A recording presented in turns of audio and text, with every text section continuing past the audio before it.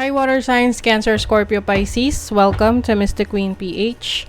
At ito ang inyong daily gabay ngayong February 18, 2024. This is a general reading. Just take what resonates. Watch your Sun, Moon, Rising, Venus for other messages. And thank you sa lahat ng mga sumusuporta dito sa ating channel. Just a reminder, gamitin nyo lamang ang reading na to bilang gabay. Pa-follow, like na rin ating Facebook at TikTok. Lahat po yan Mystic Queen PH. And please like, share, subscribe, turn on post notifications para lagi kayong updated sa ating mga readings. And check out my Shopee. Available ang mga protection and prosperity items, bracelets, zodiac sign bracelets, and many more. Link on the description. Ayan. And kung kayo interesado sa private reading, yung link po para makapag-book for a private reading is nasa description. At sa comment. Yan. Nakapin yan. Let's see. Water signs. Anong gabay sa mga water signs ngayon?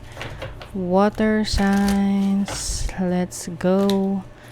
Animals. Ayan. Maaring ngayon ang attention nyo ay, isa sa attention nyo ngayon ang inyong mga alagang hayop. May mga pet animals dyan. Pwedeng kukuha rin kayo ng bagong pet. You also have energy ng source. You're so connected to the source. You are divinely guided. Yung iba naman sa inyo, meron din kayong i-let go. Letting go of self-limiting beliefs. Letting go of the things na hindi na nakakatulong sa inyo. Hindi na serving your highest good. I feel like you are nag-undergo ka sa spiritual awakening, spiritual transformation. Let's see. Your overall energy, the 9 of Wands.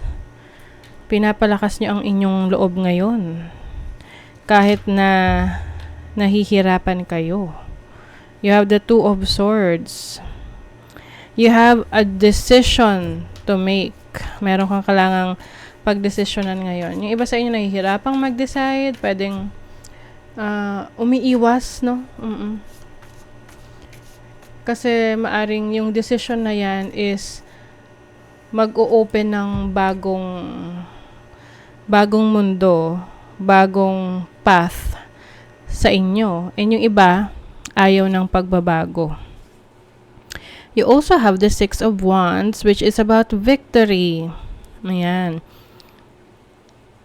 Yung iba sa inyo, pwedeng merong opportunity na nag-open sa inyo.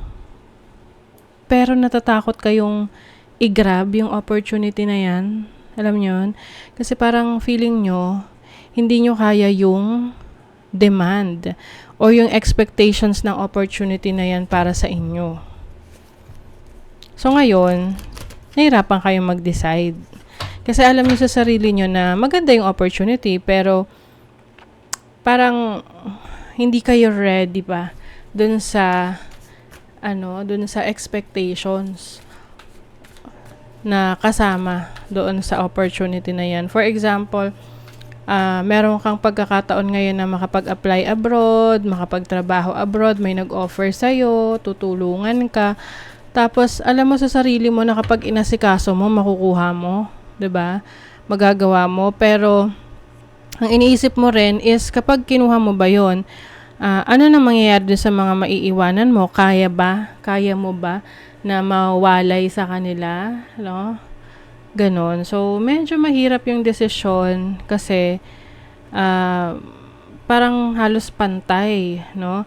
Yung pros and cons. 'Di ba? Yung advantage and disadvantages. But definitely, there will be success dito sa pipiliin mo. Kahit anong piliin mo dyan, as long as alam mo na yun yung talagang sinasabi ng puso mo, na instinct mo, you're going to be successful. Let's see your money, career, finances.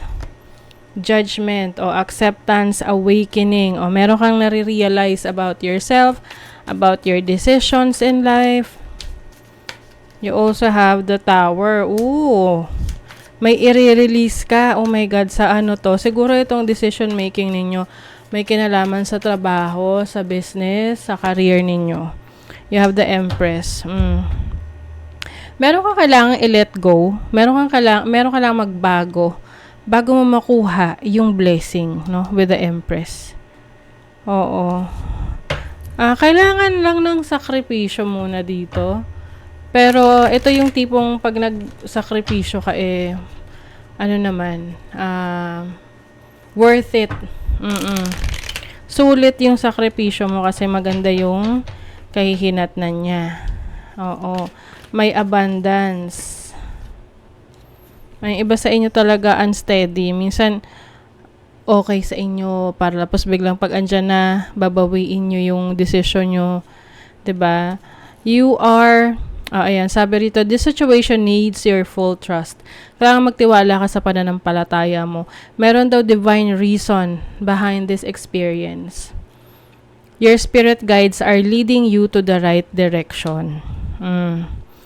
Pabago-bago ka kasi ng isip sa decision mo sa trabaho mo, sa career mo, sa business mo. So ngayon, kailangan mo magtiwala sa iyong instinct, sa iyong intuition, sa iyong sarili, sa higher self mo. Para mag-come up ka sa best possible decision. Sa relationship, you have the Lovers, Queen of Wands. Okay, meron ditong commitment sa relationship. Maaring ang ka-deal ninyo ay isang fire signs, Aries, Leo, Sag, or isang Gemini. Two of Cups. Uy, yung iba sa inyo, papasok sa isang seryosong relationship or you are already in a serious relationship right now. I see a lot of commitment, love, and with the Queen of Wands, you are very passionate about this relationship. Kumbaga, todo, bigay. Oo.